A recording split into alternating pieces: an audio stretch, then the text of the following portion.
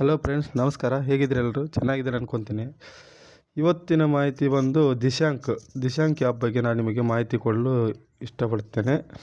Dishank app ಅಂತಂದರೆ, ದಿಶಾಂಕ್ ಆ್ಯಪಿನ ಪ್ರಮುಖ ವಿಶಿಷ್ಟ ಉಪಯೋಗ ಅಂತಂತಂದರೆ ಸರ್ವೆ ನಂಬರ್. ನೀವು ಯಾವುದೇ ಭೂಮಿ ಮೇಲೆ ನಿಂತು ಈ ಆ್ಯಪ್ ಬಳಸಿದರೆ GPS ಮುಖಾಂತರ ಆ ಜಾಗದ ನಿಖರವಾದ ಸರ್ವೆ ನಂಬರನ್ನು ಇದು ತೋರಿಸ್ತದೆ. ಮತ್ತು ಎರಡನೇದು ಏನಪ್ಪ ಅಂತಂದರೆ, ನಾವು ಯಾವುದೇ ಭೂ ದಾಖಲೆ ಬೇಕಾದ್ರೆ ಪರಿಶೀಲನೆ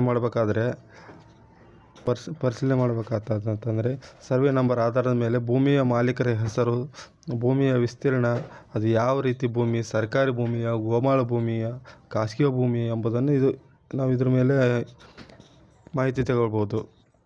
ಮತ್ತು ಇನ್ನೊಂದು, ನಮ್ಮ ಜಮೀನಿನ ನಕ್ಷೆ ಸಹ ಇದರಲ್ಲಿ ನೋಡ್ಬೋದು. ನಕ್ಷೆಯ ವೀಕ್ಷಣೆ, ಹಳೆಯ ಭೂಪಟಗಳು, ವಿಲೇಜ್ ಮ್ಯಾಪ್ಸ್ ಮತ್ತು ಭೂಮಿಯ ಸ್ಥಿತಿಯನ್ನು ಹೋಲಿಸಿ ನೋಡಬಹುದು. ಮತ್ತು ಆಸ್ತಿ ಖರೀದಿ ಸಮಯದಲ್ಲಿ ನೋಡಬೇಕಾಗಿರುವಂಥದ್ದು ತುಂಬ ಉಪಯೋಗ ಆಗ್ತದೆ. ನಾವು ಯಾವುದಾದ್ರೂ ಆಸ್ತಿಯನ್ನು ಖರೀದಿಸಬೇಕಾದ್ರೆ ಈ ದಿಶಾಂಕ್ ಆ್ಯಪನ್ನು ಇನ್ಸ್ಟಾಲ್ ಮಾಡಿಕೊಂಡು ಅದರ ಮೇಲೆ ಸಾಧಾರಣ ನಾವು GPS ಲೊಕೇಶನ್ ಮತ್ತು GPS ಎಲ್ಲ ಆನ್ ಮಾಡಿಕೊಂಡು ಆ ಭೂಮಿ ಮೇಲೆ ನಿಂತು ಅಲ್ಲಿ ಕ್ಲಿಕ್ ಮಾಡಿಕೊಂಡ್ರೆ ಅದು ಅಲ್ಲಿ ಹಿಸ್ಸಾ ನಂಬರ್ ಎಲ್ಲ ಹಾಕಿ ಮಾಡಿದರೆ ಇದು ಯಾವ ಹೆಸರಲ್ಲಿ, ಯಾರ ಹೆಸರಲ್ಲಿ ಇದು ಭೂಮಿ ಎಲ್ಲವನ್ನು ನಾವು ನೋಡ್ಬೋದು. ಮತ್ತು ಈ ಆ್ಯಪು ಸಾರ್ವಜನಿಕರಿಗೆ ಯಾರು ಬೇಕಾದರೂ ಇದನ್ನು ಯೂಸ್ ಮಾಡಿಕೊಂಡು ಪ್ಲೇಸ್ಟೋರಿಂದ ಡೌನ್ಲೋಡ್ ಮಾಡ್ಕೊಂಡು ಇದನ್ನು ಯೂಸ್ ಮಾಡ್ಕೋಬೋದು. ಬಳಸೋ ವಿಧಾನ ಹೇಗಂತಂದರೆ, ಮೊದಲನೇದು ನಿಮ್ಮ ಮೊಬೈಲಲ್ಲಿ ದಿಶಾಂಕ್ ಆ್ಯಪನ್ನು ಡೌನ್ಲೋಡ್ ಮಾಡ್ಕೊಳ್ಳಿ. ಮತ್ತು ಎರಡನೇದು GPS ಲೊಕೇಶನ್ನ ಆನ್ ಮಾಡ್ಕೊಳ್ಳಿ. ಮೂರನೇದು, ನೀವು ಯಾವ ಜಮೀನಿನ ಬಗ್ಗೆ ಮಾಹಿತಿ ಬೇಕಂತೀರಿ ಆ ಜಮೀನಿನಲ್ಲಿ ಹೋಗಿ ಈ ಮ್ಯಾಪ್ನಲ್ಲಿ ನಿರ್ದಿಷ್ಟವಾದ ಜಾಗವನ್ನು ಆಯ್ಕೆ ಮಾಡ್ಕೊಳ್ಳಿ. ನಿರ್ದಿಷ್ಟವಾದ ಜಾಗವನ್ನು ಆಯ್ಕೆ ಮಾಡಿಕೊಂಡು, ಎಕ್ಸಾಂಪಲ್ ಆಗಿ ನಾನು ತೋರಿಸ್ತೇನೆ ನೋಡಿ. ನಾನೀಗ ಬೇರೆ ಯಾವುದೋ ಊರಲ್ಲಿದ್ದೇನೆ. ಯಾವುದೋ ಊರಲ್ಲಿರ್ಬೇಕಾದ್ರೆ ಅಂತಂದರೆ ನಾವು ಎಲ್ಲೇ ಕೂತ್ಕೊಂಡು ಯಾವ ಊರಿದು ಭೂಮಿ ಬೇಕಾದ್ರೆ ನಾವು ಡೀಟೇಲ್ಸನ್ನು ನೋಡ್ಕೋಬೋದು. ಎಕ್ಸಾಂಪಲ್ ನೋಡಿ, ನಾನು ನಮ್ಮ ಊರಿದೆ ನೋಡ್ತೇನೆ, ಬಾಗಲಕೋಟೆ. ಒಂದು ನಿಮಿಷ. ಇಲ್ಲಿ ಸರ್ಚ್ ಸರ್ವೆ ನಂಬರ್ ಅಂತಿದೆ ನೋಡಿ, ಇದ್ರ ಮೇಲೆ ಕ್ಲಿಕ್ ಮಾಡ್ಕೊಳ್ಳಿ. ಇದ್ರ ಮೇಲೆ ಕ್ಲಿಕ್ ಮಾಡಿಕೊಂಡು ಡಿಸ್ಟಿಕ್ ಬಾಗಲಕೋಟೆ,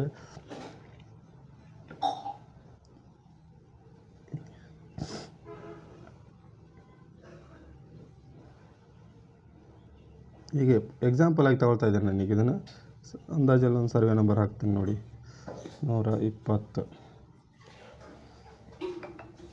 ಅಂತ ಕೊಟ್ಟರೆ ನೋಡಿ. ನಾನು ಇಂಜಿನವಾರಿ ಅಂತೇಳಿ ಒಂದು ಗ್ರಾಮವನ್ನು ಆಯ್ಕೆ ಮಾಡ್ಕೊಂಡಿದ್ದೀನಿ. ಇಲ್ಲಿ ಬಾಗಲಕೋಟೆ ಜಿಲ್ಲೆಯ ಗುಳೇದಗುಡ್ಡ ತಾಲೂಕು ಇಂಜಿನವಾರಿ ಅಂತ ಒಂದು ಗ್ರಾಮ. ಆ ಇಂಜಿನವಾರಿ ಗ್ರಾಮ ಆಯ್ಕೆ ಮಾಡ್ಕೊಂಡಾಗ ನೋಡಿ, ನಾವೊಂದು 120 ಸರ್ವೆ ನಂಬರ್ ಅಂತ ಹಾಕ್ಕೊಂಡಿದ್ದೀನಿ. 120 ಸರ್ವೆ ನಂಬರಲ್ಲಿ ಇಲ್ಲಿ ನಾವು ಹುಡ್ಕೋಬೇಕು 120 ಸರ್ವೆ ನಂಬರ್ ಎಲ್ಲಿದೆ ಅಂತೇಳಿ.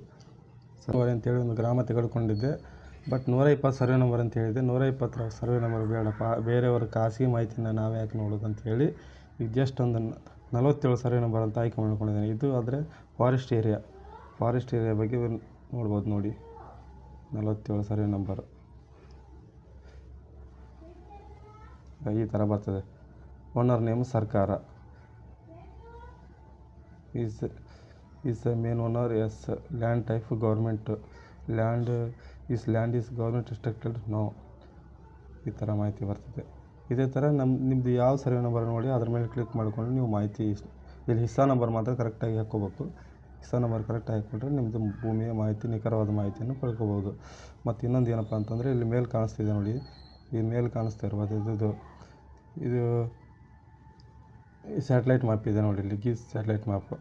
ಇದಕ್ಕೆ ಹೋದರೆ ನೀವು ಕರೆಕ್ಟಾಗಿ ಇದು ಕ್ಲಿಯರಾಗಿ ನೋಡ್ಕೋಬೋದು ನಿಮ್ಮ ಭೂಮಿ ಯಾವ ಥರ ಏನು ಅಂಥೇಳಿ. ಇದು ನಿಮಗೆ ಸರಿಯಾಗಲಿಲ್ಲ ಅಂತಂದರೆ ಇನ್ನೊಂದು ಇದ್ರ ಕೆಳಗಿದೆ ನೋಡಿ, ಸ್ಯಾಟಲೈಟ್ ಮ್ಯಾಪ್. ಅದಕ್ಕೆ ಹೋದರೆ ಕರೆಕ್ಟಾಗಿ ಯಾವ ಥರ ಅಂಥೇಳಿ ನ್ಯಾಚುರಲಿ ನಾವು ಯಾವ ಥರ ನೋಡ್ತೀವಿ ಭೂಮಿ ಆ ಥರ ಕರೆಕ್ಟಾಗಿ ನೋಡ್ಕೋಬೋದು. ನಿಮಗೆ ಫಸ್ಟಲ್ಲಿ ಅಂದಾಜು ಆಗಲಿಲ್ಲ ಅಂತಂದರೆ ಈ ಥರದಲ್ಲಿ ಒಂದು ಏನು ಮುಖ್ಯವಾದ ಮಾಹಿತಿ ಏನಂತಂದರೆ, ನಮ್ಮ ಭೂಮಿ ಏನಾದರೂ ಯಾವ ಕಡೆಯಾದರೂ ನಾವು ಬೇರೆಯವರು ಭೂಮಿ ಒತ್ತುವರಿ ಮಾಡ್ಕೊಂಡಿದ್ದಾರೆ ಅಥವಾ ನಮ್ಮ ಭೂಮಿ ಬೇರೆಯವರು ಯಾರಾದರೂ ಒತ್ತುವರಿ ಮಾಡಿಕೊಂಡಿದ್ದಾರೆ ಅಂಥೇಳಿ ಸಾಧಾರಣ ಇದರಲ್ಲಿ 50% ಇದರಲ್ಲಿ ನಾವು ಕನ್ಫರ್ಮ್ ಮಾಡ್ಕೋಬೋದು. ಇದರಲ್ಲಿ 50% ಹೇಗಂತಂದರೆ ನೋಡಿ, ಇಲ್ಲೊಂದು ಜಮೀನಿದೆ 132 ಅಂಥೇಳಿ. ಈ ಜಮೀನು ಸಾಧಾರಣ ನೋಡಿ ಎಷ್ಟು ಭಾಗ ಮುಂದೆ ಒತ್ತುವರಿ ಆಗಿದೆಯೋ ಅಷ್ಟೇ ಭಾಗ ಹಿಂದೆ ಇನ್ನೊಬ್ಬರು ಒತ್ತುವರಿ ಮಾಡ್ಕೊಂಡಿದ್ದಾರೆ. ಈ ಥರ ಇರುವಾಗ ಈ ಥರ ನಿಮ್ಮ ಭೂಮಿಯಲ್ಲಿ ಏನಾದರೂ ವ್ಯತ್ಯಾಸ ಕಂಡ್ರೆ ದಯವಿಟ್ಟು ನೀವು ಹದ್ದುಬಸ್ತಿಗೆ ಒಂದು ಅರ್ಜಿ ಕೊಟ್ಕೊಂಡು ನಿಮ್ಮ ಭೂಮಿಯ ನಿಖರವಾದ ಗಡಿಗಳನ್ನು ನೀವು ಗುರುತಿಸ್ಕೊಳ್ಳೋದು ಒಳ್ಳೆಯದು. ಯಾಕಂತಂದರೆ ಈಗಿನ ಜನ್ರೇಷನಲ್ಲಿ ಏನಂತಂತಂದರೆ ನಾವೇನೋ ಇಷ್ಟು ದಿನ ಭೂಮಿಯನ್ನು ಉಳುಮೆ ಮಾಡಿಕೊಂಡು ಜೀವನ ಹೇಗೋ ಮಾಡಿದ್ವಿ. ಆದರೆ ನಮ್ಮ ಮುಂದಿನ ಜನ್ರೇಷನ್ ಆ ಥರ ಇರಲ್ಲಲ್ಲ. ಅದಕ್ಕೋಸ್ಕರ ನಮ್ಮ ಮುಂದಿನ ಜನ್ರೇಷನ್ಗೆ ಅವ್ರ ನೆಮ್ಮದಿಗೋಸ್ಕರ ಆದ್ರೆ ನಾವು ನಮ್ಮ ಮಕ್ಕಳಿಗೆ ಒಳ್ಳೆಯದಕ್ಕಾದ್ರೆ ನಾವು ನಮ್ಮ ಭೂಮಿಯನ್ನು ಹದ್ದುಬಸ್ತು ಮಾಡಿಸಿ ಕರೆಕ್ಟಾಗಿ ಆ ಜಾಗದ ಬೌಂಡ್ರಿ ಏನಿದೆ ಬೌಂಡ್ರಿಯನ್ನು ಕರೆಕ್ಟಾಗಿ ಇದು ಮಾಡಿ ಕೊಟ್ಟರೆ ಯಾವುದೇ ರೀತಿ ಜಗಳಗಳು ಮತ್ತು ಇನ್ನೊಂದು ನೋಡಿ, ನಾನು ನಮ್ಮ ರೈತ ಬಾಂಧವರಲ್ಲಿ ಕೇಳ್ಕೊಳ್ಳೋದು ಏನಂತಂತಂದರೆ ದಯವಿಟ್ಟು ನಿಮ್ಮ ಭೂಮಿದ ಇಷ್ಟು ದಿನ ಈ ಪಿತ್ರಾರ್ಜಿತ ಆಸ್ತಿ ಇರ್ಬೋದು. ಅದು ಒಬ್ಬರಿಂದ ಒಂದು ತಲೆಮಾರಿಂದ ಮತ್ತೊಂದು ತಲೆಮಾರಿಗೆ, ಮತ್ತೊಂದು ತಲೆಮಾರಿ ಇನ್ನೊಂದು ತಲೆಮಾರಿಗೆ ಈ ಥರ ಬಂದಿರ್ತದೆ. ಅದು ಆಸ್ತಿ ಯಾವುದೇ ರೀತಿ ಹದ್ದುಬಸ್ತಾಗಲಿ ಏನು ಟ್ರಾನ್ಸಾಕ್ಷನ್ ಆಗಿರಲ್ಲ ಭೂಮಿ ಮೇಲೆ. ದಯವಿಟ್ಟು ನಿಮ್ಮ ಹೆಸರಿಗೆ ಎಷ್ಟು ಭೂಮಿ ಇದೆ ನೋಡಿ, ಆ ಭೂಮಿಯಿಂದ ದಯವಿಟ್ಟು ನೀವು ಹದ್ದುಬಸ್ತು ಮಾಡಿಸ್ಕೊಳ್ಳಿ. ಹದ್ದುಬಸ್ತು ಮಾಡಿಸ್ಕೊಂಡ್ವಿ ಅಂತಂತಂದರೆ ಆ ಭೂಮಿ ಯಾವ ಕಡೆ ಒತ್ತುವರಿ ಆಗಿದ್ದರೆ ನಿಮ್ಮ ಕಡೆ ನೀವೇನಾದ್ರು ಒತ್ತುವರಿ ಮಾಡಿದರೆ ಅವರಿಗೆ ಬಿಟ್ಟುಕೊಡಿ. ಅವ್ರೇನಾದ್ರು ಒತ್ತುವರಿ ಆಗಿದ್ದರೆ ಅದನ್ನು ಒಂದು 4 ಜನ ಇದರಲ್ಲಿ ಕರೆಕ್ಟಾಗಿ ಇದು ಮಾಡ್ಕೊಳ್ಳಿ ಸಮಾಧಾನ ರೀತಿಯಲ್ಲಿ. ಮತ್ತೊಂದು ಏನಪ್ಪ ಅಂತಂತಂದರೆ ಈ ಥರ ಮಾಡೋದ್ರಿಂದ ಏನಂತಂತಂದರೆ ಮುಂದಿನ ಜನ್ರೇಷನಿಗೆ ತುಂಬ ಅನುಕೂಲ ಆಗ್ತದೆ ಇದು. ಯಾಕಂತಂದರೆ ಇವಾಗಿನ ಜನ್ರೇಷನ್ ಹುಡುಗರು ನಿಮಗೆ ಗೊತ್ತಿದ್ದಾಗೆ ನೋಡ್ತಿರಲ್ಲ, ಮೊಬೈಲಲ್ಲಿ ರೀಲ್ಸ್ ನೋಡೋದು ಅದು ಮಾಡೋದು ಇದರಲ್ಲೇ ಮಗ್ನ ಆಗಿಬಿಟ್ಟಿರ್ತಾರೆ. ಭೂಮಿ ಬಗ್ಗೆ ಯಾರಿಗೂ ಅಷ್ಟು ಇಂಟ್ರೆಸ್ಟ್ ಇಲ್ಲ. ದಯವಿಟ್ಟು ನಿಮ್ಮ ಮಕ್ಕಳಲ್ಲಿ ಭೂಮಿ ಬಗ್ಗೆ ಇಂಟ್ರೆಸ್ಟ್ ಬರೋ ಹಾಗೆ ಮಾಡಿ ಅವರಿಗೆ ಕರೆಕ್ಟಾಗಿ ಭೂಮಿ ವ್ಯಾಲ್ಯೂ ಏನಂತ ಹೇಳಿದೆ ಅವರಿಗೆ ತಿಳಿಯೋ ಅರ್ಥ ಮಾಡಿಸಿ. ಏನು ಫ್ರೆಂಡ್ಸ್, ಮುಂದಿನ ದಿನಗಳಲ್ಲಿ ಭೂಮಿ ವ್ಯಾಲ್ಯೂ ಎಷ್ಟಿದೆ ಹೆಚ್ಚಾಗ್ತಿದೆ ಅಂತಂತಂದರೆ ದಯವಿಟ್ಟು ಯಾರು ರೈತರ ಕೆಲಸ ಮಾಡಲಿಕ್ಕೆ ಯಾರೂ ಮುಂದೆ ಬರ್ತಾಯಿಲ್ಲ. ಎಲ್ಲ ಆಫೀಸ್ ಗೌರ್ಮೆಂಟ್ ಕೆಲಸ ಅಂತ ಹೋಗ್ತಾ ಇರಬೇಕಾದ್ರೆ ದಯವಿಟ್ಟು ರೈತರ ಬಗ್ಗೆ ಕಾಳಜಿ ಹೆಚ್ಚಿಸಿ ಮಕ್ಕಳಲ್ಲಿ. ಏನು ಫ್ರೆಂಡ್ಸ್,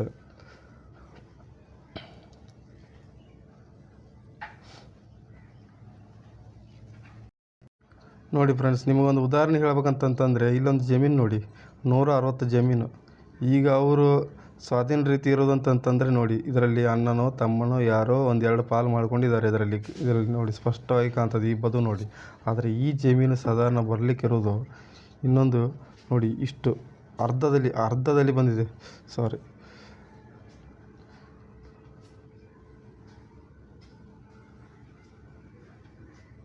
ನೋಡಿ ಅರ್ಧದಲ್ಲಿ ನೋಡಿ ಈ ಜಮೀನು ಇಲ್ಲಿವರೆಗೆ ಇದೆ ನೋಡಿ. ಈ ಕೆಂಪು ಮಾರ್ಕ್ ಏನು ಕಾಣ್ತಿದೆ, ರೆಡ್ ಮಾರ್ಕ್ವರೆಗೆ ಇವ್ರ ಜಮೀನು ಇಲ್ಲಿವರೆಗೆ ಬರ್ತದೆ. ಏನು ಹಾಗೆ ಅಥವಾ ಏನೋ ನಮ್ಮದು ಜಮೀನು ಬರಲಿಕ್ಕೂ ಇರ್ಬೋದು, ಇಲ್ಲದಿದ್ದರೆ ಸ್ವಲ್ಪ ಏನಾದರೂ ಸ್ವಲ್ಪ ಕಳ್ಕೊಳ್ಳಿಕ್ಕೆ ಇರ್ಬೋದು. ಏನೇ ಆದರೂ ಸಹ ನಮ್ಮದು ಡಾಕ್ಯುಮೆಂಟ್ಸ್ ಕ್ಲಿಯರ್ ಇರ್ತದಲ್ಲ, ನಮ್ಮದು ಸರ್ವೆ ನಂಬರಲ್ಲಿ ನಮ್ಮ ಹೆಚ್ಚಿನ ಆಸೆ ಬೇಡ ಅಂತಂದ್ರೆ ಸಹ ನಮ್ಮ ಉತ್ತಾರದಲ್ಲಿ ಉತ್ತಾರ ಅಂದರೆ ನಮ್ಮ ಸರ್ವೆ ಇದು ಆರ್ ಟಿ ಸಿಯಲ್ಲಿ ನಮ್ಮ ಜಮೀನು ಎಷ್ಟಿದೆ ಅಷ್ಟು ಸಿಕ್ಕರೆ ಸಾಕಂತೇಳಿ ನೀವು ನಿಮ್ಮ ಡಾಕ್ಯುಮೆಂಟ್ಸನ್ನು ಕರೆಕ್ಟ್ ಮಾಡ್ಕೊಳ್ಳಿ. ಅಂದರೆ ನೀವು ಮುಂದೆ ಯಾವುದೇ ರೀತಿ ತೊಂದರೆ ಇರಲ್ಲ ಅಂಥೇಳಿ ನಾನು ನಿಮಗೆ ಗ್ಯಾರಂಟಿ ಕೊಡ್ಬೋದು. ಒಂದು ವೇಳೆ ನೀವು ಬೋರ್ ಹಾಕ್ಸಿದ್ರೆ ಏನಾದರೂ ಅಭಿವೃದ್ಧಿ ಕಾರ್ಯ ಏನಾರು ಆ ಜಾಗದಲ್ಲಿ ಏನಾದ್ರು ಮಾಡಿದರೆ, ಒಂದು ಗಿಡ ತೆಂಗಿನ ಮರ ಇರ್ಬೋದು, ಮಾವಿನ ಮರ ಇರ್ಬೋದು, ಬೆಲೆ ಬಾಳುವಂಥ ಮರ ಇರ್ಬೋದು, ಏನೇ ಇದ್ರೂ ಸಹ ಮುಂದೆ ನಿಮ್ಮ ಜಾಗದಲ್ಲಿದ್ದರೆ ನಿಮಗೆ ಯಾವುದೇ ರೀತಿ ತೊಂದರೆ ಇರೋಲ್ಲ. ಅದೇ ನೀವು ಒತ್ತುವರಿ ಮಾಡಿದರೆ ಅಲ್ಲ, ಬೇರೆಯವರು ಏನಾದ್ರು ಒತ್ತುವರಿ ಮಾಡ್ಕೊಂಡಿದ್ರೆ ಅದರಲ್ಲಿ ಬೇರೆಯವರು ಏನಾದ್ರು ಈ ಥರ ತೆಂಗಿನ ಮರ ಇಟ್ಟರೆ ಅದು ಸಹ ನಿಮಗೆ ಬರ್ಬೋದು. ಏನು ಫ್ರೆಂಡ್ಸ್, ಈ ಥರ ಸುಮ್ಮನೆ ಜಗಳಕ್ಕೆ ಕಾರಣ ಆಗ್ಬೋದು ಇದು. ಹಾಗಾಗಿ ಆದಷ್ಟು ಜನರು ಏನು ಮಾಡ್ಬೇಕು ಅಂತಂದರೆ ಯಾವುದೇ ರೀತಿ ತಮ್ಮ ಕೃಷಿ ಹೊಲದಲ್ಲಿ ಅಭಿವೃದ್ಧಿ ಕಾರ್ಯ ಏನಾದ್ರು ಮಾಡೋದಿದ್ದರೂ ಸಹ ಕರೆಕ್ಟಾಗಿ ಹದ್ದುಬಸ್ತು ಮಾಡಿಸ್ಕೊಂಡು ನನ್ನ ಜಮೀನು ಇಲ್ಲಿವರೆಗೆ ಇದೆ ಅಂಥೇಳಿ ಕನ್ಫರ್ಮ್ ಆದಮೇಲೆ ನೀವು ಆ ಜಾಗದಲ್ಲಿ ಅಭಿವೃದ್ಧಿ ಕಾರ್ಯ ಮಾಡ್ಕೊಳ್ಳಿ. ಏನೇ ಮಾಡೋದಿದ್ದರೂ ಸಹ ಆದಷ್ಟು ರೈತರಲ್ಲಿ ಕೇಳೋದು ಏನಂತಂದರೆ ಬದು ಇದೆಯಲ್ಲ, ಬದುವಿಂದ ಒಂದು 5 ಫೀಟ್ ಅಥವಾ 10 ಫೀಟ್ ಆದರೂ ಒಳಗೆ ಇಟ್ಕೊಂಡು ಮಾಡ್ಕೊಳ್ಳೋದು ಇನ್ನೂ ಉತ್ತಮ. ಯಾಕಂತಂದರೆ ಒಬ್ಬೊಬ್ಬರು ಬರ್ತಾರೆ, ಒಂದೊಂದು ಸರ್ವೆಯವರು ಬರ್ತಾರೆ, ಒಂದೊಂದು ರೀತಿ ಎಳಿತಾರೆ. ಸಾಧಾರಣ ಇದೆ ನಾನೇ 2-3 ಸರ್ತಿ ನಾನು ಭೂಮಿನ ಸರ್ವೆ ಮಾಡಿಸಿದ್ದೀನಿ.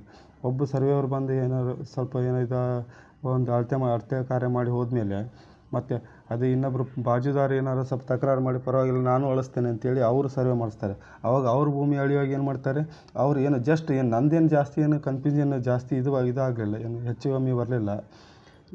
ಒಂದು 2 ಫೀಟ್ ಅಥವಾ 3 ಫೀಟ್ ಹೆಚ್ಚು ಕಡಿಮೆ ಬಂದಿದೆ. ಅದೇ ಆ ರೀತಿ ಹೆಚ್ಚು ಕಮ್ಮಿ ಬರೋ ಕಾರಣಕ್ಕೆ ತಾವೇನು ಮಾಡ್ಬೇಕಂತಂದರೆ ಏನೇ ಅಭಿವೃದ್ಧಿ ಕಾರ್ಯ ಮಾಡ್ಬೇಕಾದ್ರೂ ಸಾಧಾರಣ ಒಂದು 5ರಿಂದ 10 ಫೀಟ್ ಒಳಗೆ ಮಾಡ್ಕೊಳ್ಳಿ, ನಿಮ್ಮ ಭೂಮಿಯಲ್ಲಿ ನೀವು ಮಾಡ್ಕೊಳ್ಳಿ. ಏನು ಫ್ರೆಂಡ್ಸ್, ಬದುವಲ್ಲಿ ಯಾರು ಏನಾದರೂ ಹೊತ್ಕೊಂಡು ಹೋಗೋದಿಲ್ಲ. ಏನು ಹೇಳ್ತೀರಿ? ಬದು ನಿಮಗೂ ಬೇಕು, ಪಕ್ಕದ ಹೊಲದವ್ರಿಗೂ ಬೇಕು, ಇಬ್ಬರದ್ದು ಹಕ್ಕಿರ್ತದೆ ಅದರಲ್ಲಿ. ಇಬ್ಬರು ತಿರುಗಾಡ್ಲಿಕ್ಕೆ ಒಂದು ಜಾಗ ಅಂತ ಇರ್ತದೆ ಅದು ಬದು. ದಯವಿಟ್ಟು ಬದುಗೋಸ್ಕರ ಯಾರು ಜಗಳ ಮಾಡಬೇಡಿ ಫ್ರೆಂಡ್ಸ್. Thank you. ಈ ಮಾಹಿತಿ ನಿಮಗೆ ಇಷ್ಟ ಆಗಿದೆ ಅಂದ್ಕೊಳ್ತೀನಿ. ಮುಂದಿನ ವಿಡಿಯೋದಲ್ಲಿ ಸಿಗೋಣ ಫ್ರೆಂಡ್ಸ್.